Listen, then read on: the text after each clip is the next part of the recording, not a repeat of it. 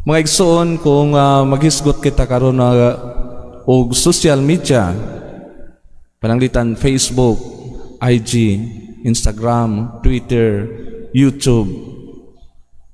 Karon kung mag-browse kita diha sa Facebook, YouTube, daghay mga content creator, atong tanaw nga mga vlogger nga halos tanan nga buhaton intiro adlaw pwede na nga i-post nato gikan sayo sa kabuntagon hangtod sa pagkagabi.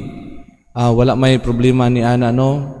Ang problema kung apil ang mga pagbuhat og maayo ato pa ipasundayag, atong ipasigarbo, atong isangyaw o ibandelyo sa tanan. Kay kini ang kung dili tagabantay, gitudluan man kita ini nga social media sa pagsulti sa tanan tang gibuhat, sa tanan tang gihimo. So ilabi na gayud kung diha sa pagtabang sa mga nanginahanglan. Ang pagtabang dili man sayop. Labi na kung ang intensyon ni ini mao man gyud ang pagtabang ni adto mga anaa sa kalisod. Apan kung ang pagtabang, ang pagbuhat ni ini, ang tumong ug ang tinguha, mao nga kita daygon, mao nga kita ilhon, pasalamatan, unya mugamit ta og ngalan sa Ginoo, kini dili makapahimot dinha sa Dios. Kini ang gisulti kanato sa atong Ginoo nga kinahanglan kung magbuhat kitag maayo, kung magbuhat kita diha sa pagampo, pagpuasa, pagtabang, kinahanglan buhaton kini nato sa tago.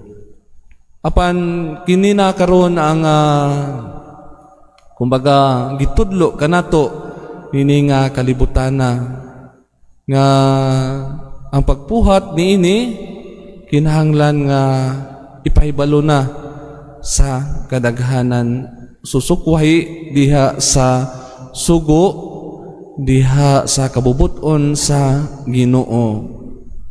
Kay kung sa social media ta magtan-aw, halos tanan naa na usahay dili ta masayod gani kung tinuod ba kini o dili. So mga igsuon, ang atong Dios sa kanunay nagtan-aw kanato, sa kanunay nasayod kung unsa ang anaa sulod sa atong kasing-kasing. Unsa man ang atong motivation diha sa pagampo, unsa man ang atong motivation diha sa pagtabang, diha sa pagpuasa, di ba? Kung klaro kanato kini nga para diha sa atong Dios, aron kita masuod ang atong relasyon dinha kaniya, nan ngano man nga kinahanglan pa man nato nga ipasundayag ang tanan. Kay basin kung dili nato mabantayan ang pagbuhat unta na nato aron kita mahiduol diha sa Ginoo, kining atong pagampo nga gusto kita nga makit-an, gusto kita nga daygon, gusto kita nga ilhon, mausab ang pagtabang, ang pagpuasa, nan gigamit ra nato ang Dios para sa atong kaugalingon nga kadayganan, dili para sa kadayganan sa atong Dios. So kini ang atong bantayan. Kay usahay, di ba? Sayod kita nga mga tao nga kita uhaw usab kita diha sa pag-ila, pagdayig, pagpasalamat, pagpasidungog nganha sa uban. Usahay dili ta makabantay bisan diha sa atong pagpangalagad. Kung mga tao dili maka-appreciate sa atong gihimo diha sa atong gibuhat, diha sa pagbuhat nato sa atong mga responsibilidad. Kung dili kita mapasalamatan, kung dili kita daygon, atong bantayan kay basin o ang atong pagkahiubos, kay wala kita nakita ang atong gihimo o gibuhat, mao kini ang nakapaluya kanato. Apan karon sa atong ebanghelyo, nagpahinumdom kanato ang atong Ginoo nga ayaw kabalaka. Bisan kung walay nakakita sa imong gibuhat, mas nindot gani kung walay nakakita, kay ang Dios nga nagtan-aw sa imong gibuhat sa tago, siya ang muhatag kanimo og ganti. Kini man siguro ang atong tumong og tinguha kung anong kita kanunay nga maningkamot dinha sa paghatag og panahon diha sa Dios sa pagampo.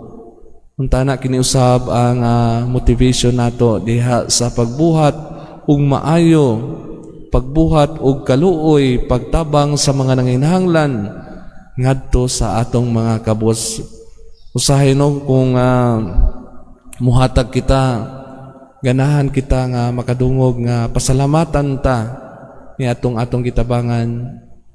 Bisan kung dili kita usahay makadungog sa pagpasalamat, kung kinasing-kasing nato kini nga himo gibuhat, kinasing-kasing ang atong pagtabang, nasayod kita nga bisan og wala kitay madungog diha sa pagpasalamat, kini atong gibuhat tungod kay ang Dios nahimo siya nga maayo, nahimo siya nga maluluyon nganhi kanato.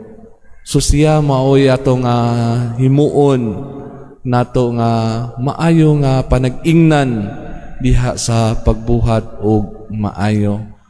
Kini nga pagpuasa, kini nga pagampo, pagtabang sa nanginahanglan alang sa mga Hudiyo, kaniadto kini ang pinaka taas nga mga pagbuhat o kanang diha sa reliyoso nga pamaagi aron mas mahiduol dinha sa Dios. Apan kini usab ang gigamit sa atong Ginoo, ilabi na kay daghan sa mga Pariseo, sa mga eskriba, gibuhat man nila kini mura ba o kanang gibuhat kaya tigpakaron ingnon. So kini ang pulong nga gihimo o gisulti sa Dios dinha kanila ang tigpakaaron ingnon. Kini nga usahay ang atong mga aksyon, kini atong buhat sukwahi dihay ang anaa sa sulod sa atong kasing-kasing. Apan ang Dios nasayod kung unsa ang anaa ang sulod sa atong kasing-kasing, kung unsa ang hinungdan, kung nganong nagbuhat kita sa ingon. Katong mga tao nga kanunay nga magampo bisan na dili daygon, nagbuhat og maayo, nagpuasa, sila katong mga tao nga bisan o madili sila makadungog diha sa mga pagdaig, dinha sa pagpasalamat, mapadayunon gihapon sa pagbuhat niini. Kay ngano man, klaro man alang kanila nga wala sila nagbuhat niini aron sila daygon o pasalamatan sa mga tao. Sila nagbuhat niini kay ang Dios nahimo mga maluluyon o nahimo nga maayo nga Dios dinha ka nila. So kini untana usab ang atong kuptan diha sa atong pagbuhat, sa atong mga maayong buhat, usab diha sa pag-awhag sa Dios, labi na diha sa atong pagpadayon sa pagsunod kaniya. Nga kini atong mga paningkamot, kinasing-kasing kini ug tungod ug alang sa Dios ug dili alang sa atong nga kaugalingon nga kadayganan. So daghan taya mahimo nga maayo nga ehemplo sa pagbuhat niini. So labi na usab diha sa atong nga pagsaulog sa kapistahan ni San Luis. So daghan ang atong mga santos o santas nga nagbuhat niini. Hilom, walaya daghang usulti, walaya daghan nga pagbutyag, pagbandilyo sa ilang gibuhat. Apan malipayon sila, anaa ang kadasig sa paghimo niini tungod kay ang Dios maoy ilang gihimo nga maayo nga panag-ingnan, nagtuman sila sa kabubuton sa atong Ginoo. Dili gyud kapoy ang pag-ampo, dili gyud kapoy ang pagbuhat o pagtabang, ang pagpuasa kung klaro alang kanato kung nganong gihimo nato kini. Apan kung para lamang sa atong kadayganan, kung para lamang sa atong nga adunay mo ila kanato, nan kapoy ang paghimo niini kay dili tanan mudayig nato, dili tanan magpasalamat kanato. Kay usahay adunay mga tao nga mo-question sa atong gihimo. Palihog sa pagtindog, magampo kita karon ngadto sa Dios sa kamatuoran ug sa gugma aron magmatinud-anon kita diha sa simbahan ug diha sa kalibutan. Ug moingon kita, Ginoo, patalinghugi ang among pangamuyo. Ginoo,